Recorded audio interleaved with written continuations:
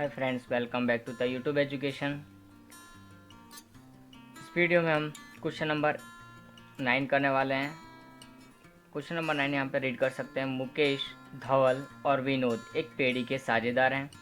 उनकी पूंजी का अनुपात 4-2-3 है।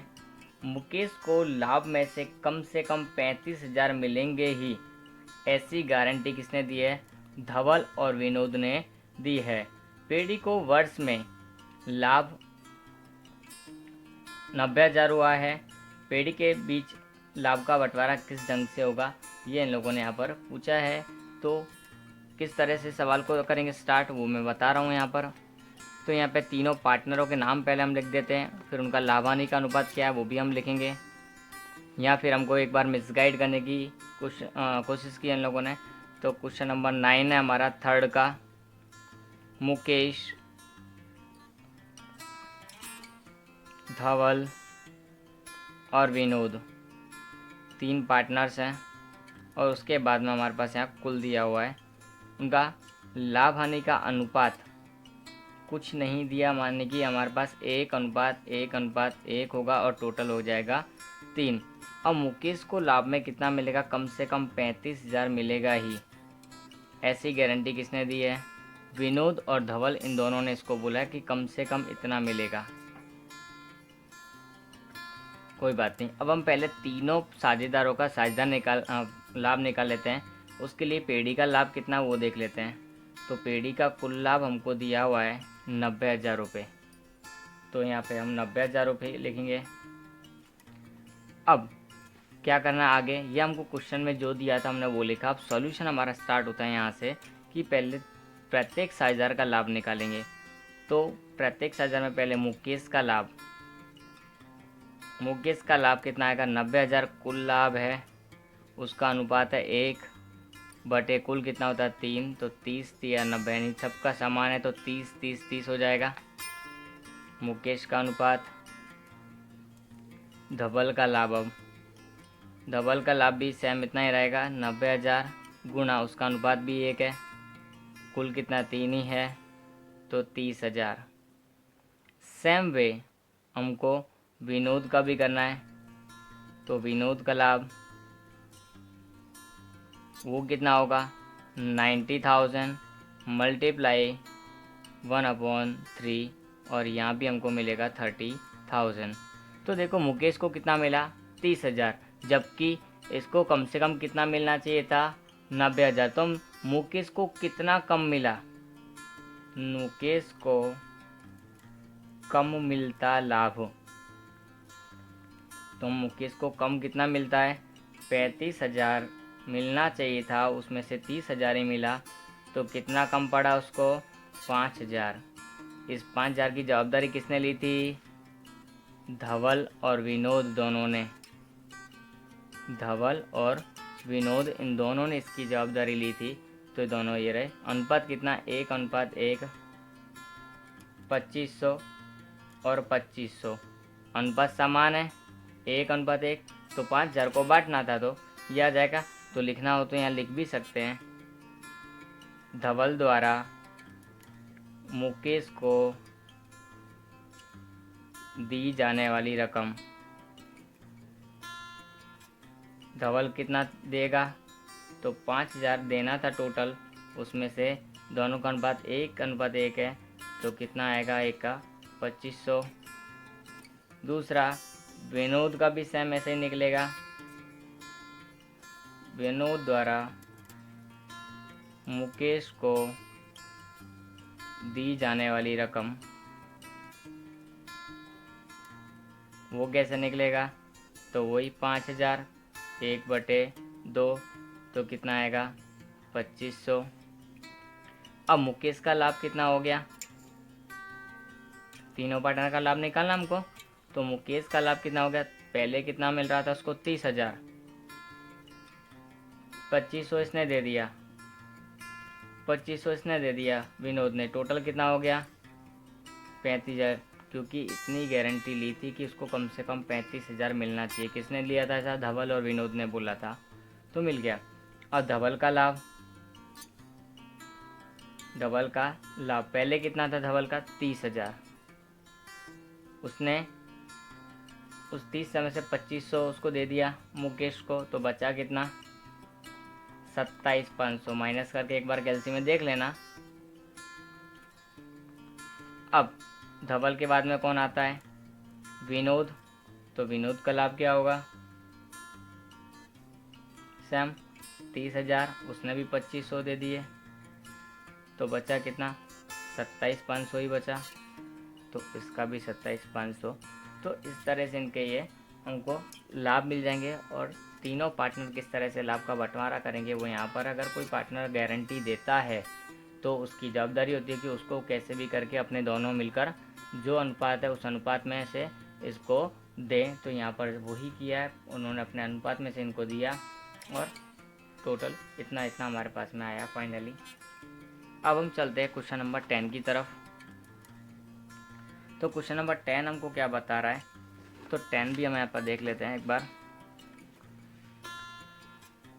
रघुवीर की अंतिम पूंजी 80,000 है, जिसमें चालू वर्ष का आहरण दिया है 12,500, लाभ दिया है 17,800, प्रारंभ की पूंजी पर 6% ब्याज कीजिए। पर प्रारंभ की पूंजी नहीं दी, ब्याज किस पर गिने। तो पहले हमको क्या करना पड़ेगा, पहले प्रारंभ की पूंजी निकालनी पड़ेगी, क्योंकि अंतिम पूंजी दी हमको।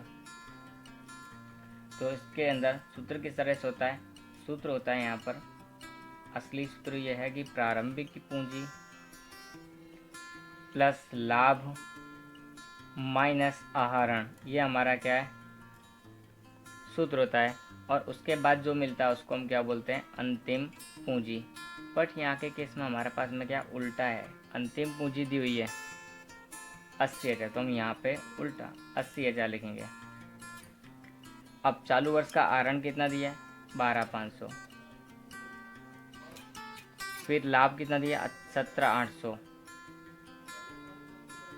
अब हमको ये निकालना है, तो क्या करेंगे, हम इस सब का उल्टा करते जाएंगे। 80,000 प्लस 12,500 माइनस 17,800 उल्टा, तो कितना बचेगा हमारे पास 74,700। और निकालना है तो डायरेक्टली हम इस तरह से भी निकाल सकते हैं, प्रारंभिक पूंजी बराबर अंतिम पूंजी, इस तरह से भी निकाल सकते हैं। अगर वो नहीं करना है तो अंतिम पूंजी प्लस आहरण माइनस लाभ। अंतिम पूंजी कितनी दी थी, प्लस 12,500 माइनस 17,800, और जो बचा वो हमारा क्या है 74,700, हमारी प्रारंभिक पूंजी मिल गई। अब उस पर ब्याज कितना था,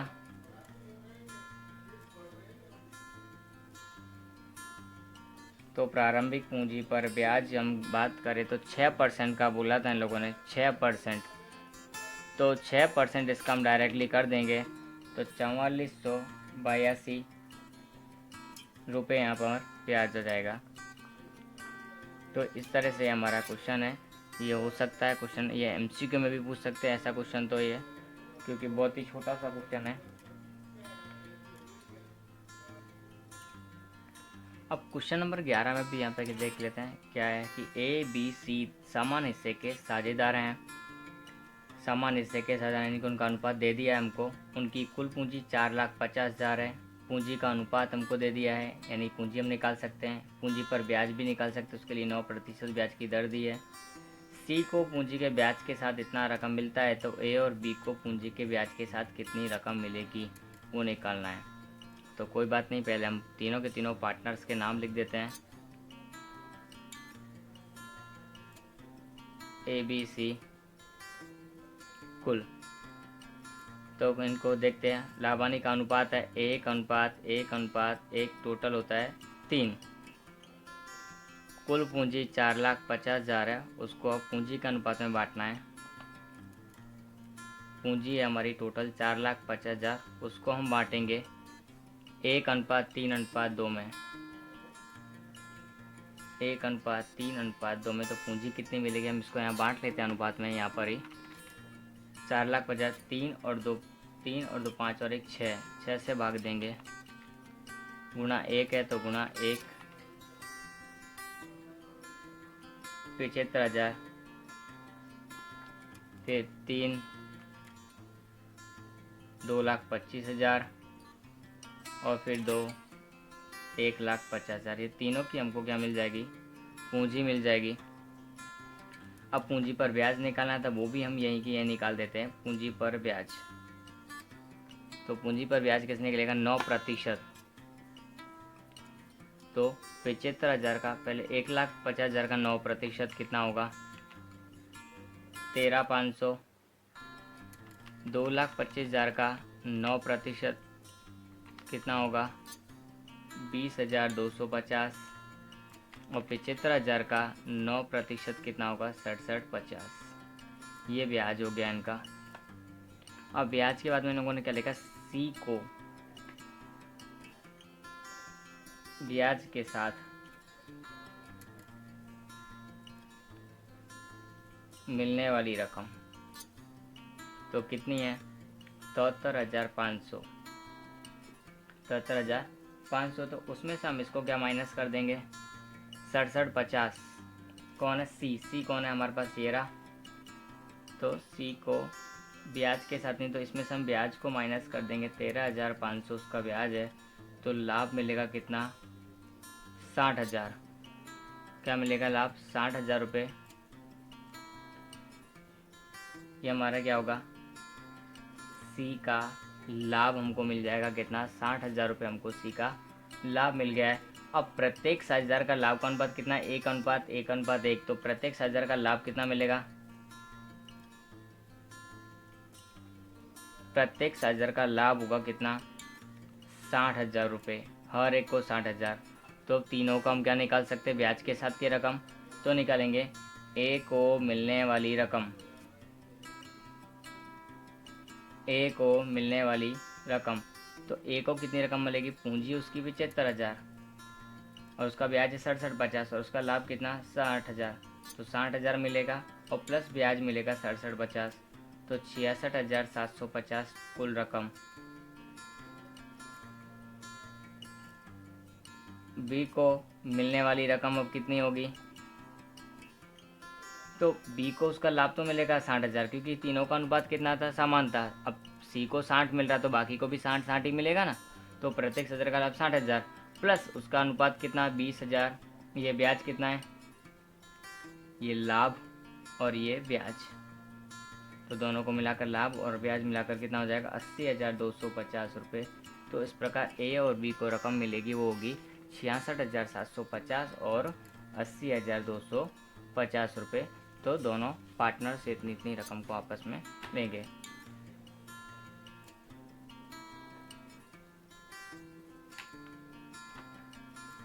तो इस प्रकार ये हमारा चैप्टर में इतने जो क्वेश्चंस थे इम्पोर्टेंट थे। अब इसके सारे एग्जांपल्स इसी के जैसे हैं। एग्जांपल नंबर, उदाहरण नंबर 1 से 11 सब के सब एक जैसे ही हैं। अगर हम उनको ट्राई करें 1 से 11 तक में तो सेम इसके जैसे हम कर सकते हैं, कोई प्रॉब्लम नहीं होगी। अगर फिर भी कोई प्रॉब्लम होती है तो मेरे से पूछ सकते हो।